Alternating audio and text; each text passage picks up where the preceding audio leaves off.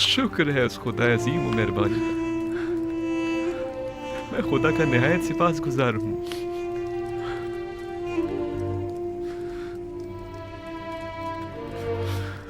36 साल का तवील इंतजार निहायत सबर आज़मा हुआ करता है।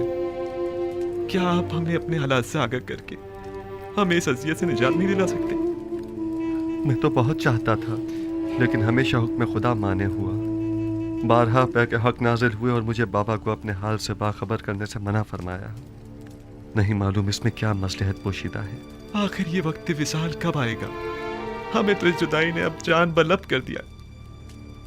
बाबा नाबीना हो चुके हैं। मैं मामूर हूँ। मिस्र में अभी मेरी रिसालत खत्म नहीं हुई। आमून के इक़्तिदार को ज़वाल पजीर और लोगों को यकता परस्त हुए अभी कुछ ही अरसा गुजरा है। अभी तो मिस्र के मसाइल और मुश्किलात की इस्लाहात की गई हैं। नहीं, अभी तो मेरे ख्वाब की ताबीर के इब्तदाई मराहिल तय नहीं हुए। लेकिन इन बातों का बाबा को मुतला करने या हमें बाखबर करने से क्या ताल्लुक है? 36 सालों से बाबा आपके फिराक में शब रोज मुसलसल गिरिया गुनाह है। मुझे भी नहीं मालूम आखिर ये हिज्र फिराक कब खत्म होगा।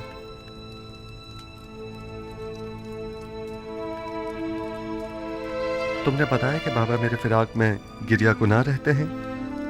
हाँ, बिल्कुल ऐसा ही है। और मेरे बाद तुमसे वाबस्ता हो गए। इतना कि मेरी एक दिन की दूरी भी बर्दाश्त नहीं उन्हें। वो मेरे चेहरे में आपका चेहरा देखते हैं, वो मुझ में आपको ढूंढते हैं, यहां तक कि वो मुझसे ही आपकी खुशबू सूंघते हैं। मेरा ख्याल है कि मैं इस फिराक की वजह और इस हिज्र के सबब को समझ रहा हूँ। खूब, क्या वजह है? तुमने हमारे जद इब्राहिम और हमारे चचा इस्माइल का वाकया तो सुना है ना? हाँ, कई बार। आपकी मुराद इस्माइल की कुर्बानी करने से है? बाबा का माजरा भी उनसे कुछ मुख्तलिफ नहीं है। मैं तुम्हें मिस्र में रोक लेना चाहता हूं। क्या तुम राजी हो?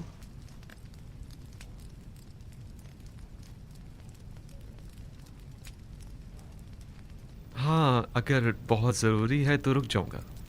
मुझे तो आपका हुक्म बजा लाना है, पैगंबर खुदा की हैसियत से भी और अजीज़ मिस्र की हैसियत से भी।